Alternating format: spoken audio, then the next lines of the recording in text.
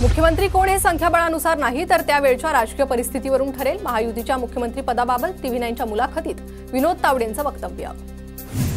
मला राष्ट्रीय स्तरावर काम करण्यात आनंद. ओनली राष्ट्र नो महाराष्ट्र माझा विचार पक्का. विनोद तावडेंचं TV9च्या मुलाखतीत स्पष्टीकरण.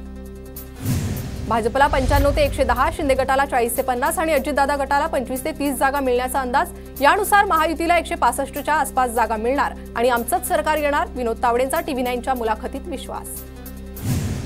मराठा समाजाला 1965 नंतर भाजप सरकारनं आरक्षण दिलं. आम्ही आरक्षण टिकवलं. मात्र आमचं आरक्षण सरकार गेल्यानंतर महाविकास आघाडी आरक्षण टिकवता आलं नाही. तावडेंचा आरोप. तरी देखील जरांगेंचा दोष आम्हाला का? तावडेंचा सवाल. महाराष्ट्रात बटेंगे तो कटेंगे या आख्यायिकेची गरज नाही. केवळ विकासावरच काम केलं पाहिजे असा माझा विश्वास. एका इंग्रजी वृत्तपत्राला दिलेल्या मुलाखतीत पंकजा मुंडेंचं वक्तव्य. भाजपचे 2 भाग झाले आहेत. देवाभाऊ एक म्हणतात आणि पंकजाताई दुसरं म्हणतात. पंकजा मुंडेंच्या वक्तव्यानंतर सुप्रिया सुळेंची प्रतिक्रिया. बटेंगे तो कटेंगे किंवा एक है तो सेफ है अशी विधानं तेढ निर्माण करणारी अशा राजकारणाचा भाजपला फायदा होणार नाही. मलिकांचा हल्लाबोल.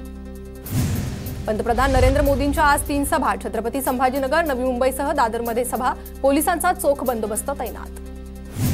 भाजपकडून माझा बूथ सर्वात मजबूत अभियान. विधानसभा निवडणुकीच्या पार्श्वभूमीवर भाजपचं नवं अभियान.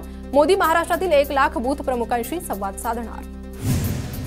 पवार कुटुंबातली कटुता भविष्यात दूर होईल वाटत नाही. पवारांशी बोलणं होत नाही. सुळेंशी 2 वेळा फोनवर संपर्क झाला. एका वृत्तपत्राला दिलेल्या मुलाखतीत अजित पवारांचं वक्तव्य. भाजपसोबत सत्तेत जाण्यासंदर्भात शरद पवारांना पत्र दिलं होतं. पवारांनी पटेल, जयंत पाटील आणि मला भाजपसोबत चर्चा करण्यास सांगितलं. वृत्तपत्राला दिलेल्या मुलाखतीत अजित पवारांचा दावा. अजित पवारांची ही विधानसभा निवडणूक शेवटची असेल. गद्दारांना पुन्हा निवडणूक लढण्याचं धाडस होणार नाही असा निकाल लागणार. राऊतांचा निशाणा. आदित्य ठाकरेंच्या बॅगांची दापोलीत हेलिपॅडवर तपासणी. निवडणूक विभागाच्या अधिकाऱ्यांकडून तपासणी. सांगलीत हेलिपॅडवर भाजप नेत्या पंकजा मुंडेंच्या बॅगांची तपासणी. प्रचारासाठी सांगलीत आल्यानंतर निवडणूक आयोगाच्या अधिकाऱ्यांकडून तपासणी. देवाभाऊ कॉपी करून पास झाले. 2 पक्ष फोडून DCM झालेत. सुप्रिया सुळेंची फडणवीसांवर टीका. तर लोकसभेत लोकांनी दणका दिल्यावर मी लाडकी बहीण झाली. नाव न घेता सुळेंचा अजितदादांवर निशाणा.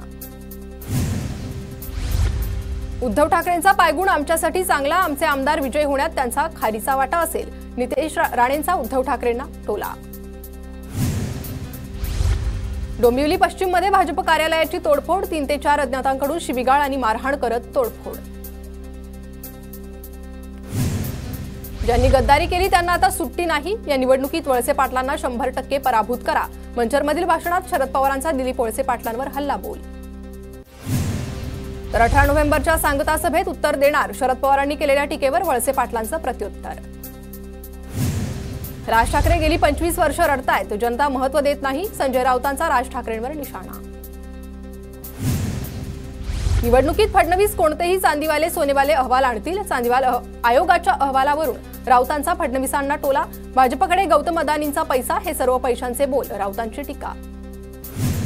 ठाकरेंना अदानींचं खासगी विमान चालतं. एरवी अदानी खटकतात. संजय राऊतांच्या आरोपांना नितेश राणेंचं उत्तर. राज ठाकरेंच्या उपस्थितीत उद्या मनसेचा जाहीरनामा प्रसिद्ध होणार. वांद्रेच्या MIG क्लबमध्ये उद्या सकाळी 10 वाजता जाहीरनामा प्रकाशनाचा कार्यक्रम होणार. अमित ठाकरेंचा प्रभावित देवीतील सिद्धिविनायक मंदिर परिसरात प्रचार सुरू.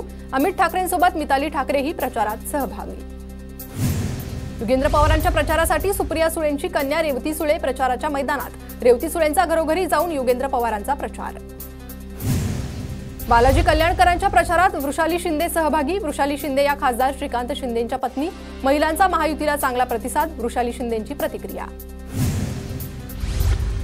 नाशिकमध्येचे भाजप उमेदवार देवयानी फरांदेंचा जोरदार प्रचार. फरांदेंचा संपूर्ण परिवार प्रचारात सक्रिय. फरांदेंच्या मातोश्रीही प्रचाराच्या मैदानात. 23 तारखेला महाविकास आघाडीचं सरकार येणार. ही काळ्या दगडावरची रेग. मशाल पेटवून विजयाची तुतारी वाजवणार. अमोल कोल्हेंचा विश्वास.